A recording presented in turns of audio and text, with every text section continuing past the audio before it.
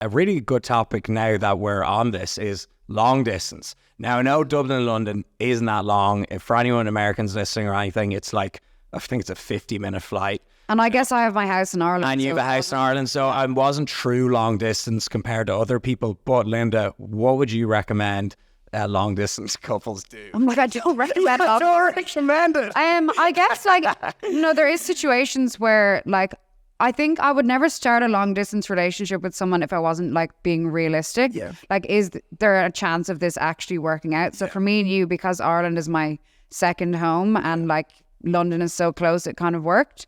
And I think after I moved out of my apartment, I went home to Ireland for a little bit and we lived in the Beacon. Yeah. So it was all very relative to each other. I think a lot of people have jobs where they need to travel a lot, and just basically staying in touch and video calling, maybe just like planning exciting things for the next time you see each I other would say to keep, planning like, out yes. the calendar year. Yes. Like you got to put in work to have something planned like every single month. But just going to be real with you guys, 95% people, you just find someone nearby. The world is a big place, unless you're living in a town with 10 people, you'll probably find a good match. But I always forget, we were almost in a long distance relationship. Yeah, for like maybe like 2 or 3 months. And then we've been pretty much inseparable ever since.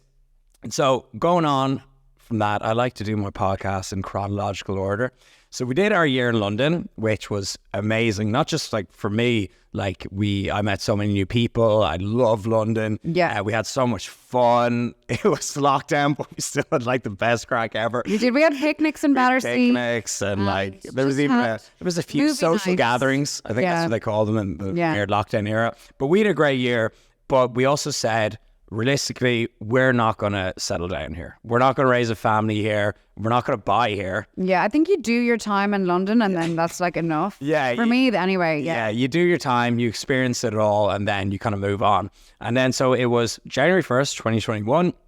We said, okay, gyms are closed in London. It was still in that semi-lockdown place. I said, why am I paying Kensington rent for a lockdown city? Dublin was like turbo lockdown. Like old curtain twitchers. Yes. Ultra lockdown. All the gyms are closed. So we said, where in Europe have we both been to before? I know it very well. Gyms are open. Life seems normal. Is in the EU. So, we can pass freely. Has a beach. Has gyms. We know people there. International community. And when you tick all those boxes, there's one place in Europe. And that is Marbella. Yeah, it's the Marbs. And then so we moved here just for we got a monthly Airbnb.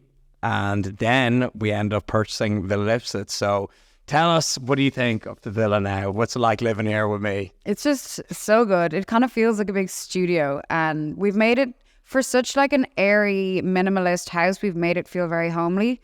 So by the furniture choices, we chose lots of wood and beautiful curtains. But we have a lot to finish off. Mainly the outdoor we have to finish, but we just love it so much. Yeah, and Linda was creative director of it. She did the entire thing. Yeah, you got to have a woman's touch in here to make things go smoothly. Me and Pinterest. Yeah, no, honestly, and my Instagram Explore page is just interior decor. And and we literally just showed it to our builders. We're like, just do this. I don't even think we had an architect. No, we didn't. They said we did, and we were like, we've never met him. Yeah, exactly. He was like, yeah, he's in the back somewhere. So challenges that we've faced in the last couple of years and what has helped us, grow as a couple. I think on the topic, the house. Yeah. I think there's nothing more ancestral than building a home. And I think with the house came there's always going to be a little bit of stress and putting other things on pause. Basically the house kind of for the last year was a main focus, especially if I was working a lot with designing it. And Rob didn't have an office. We didn't even have wardrobes till maybe a month ago? Yeah. So I think with the house came just a lot of moving around, a lot of kind of uncertainty of when we could move in. We were in different Airbnbs, maybe doing a couple of trips, going back to Ireland, just waiting for it to be finished. So it's a nice relief now that it's finally done and very rewarding feeling. Yeah, that's why we're doing this podcast now. I know we'll get onto the engagement soon, but it's I know we got engaged in, what was it, September? Yes. No, August. It was the end of August. It was the end of August. And then we came back for September. Then we pretty much traveled all of October. Yeah. So the last 3 months has kind of seemed like 1 month. We actually haven't had the chance to sit down and do this. So it's lovely to be able to do this now.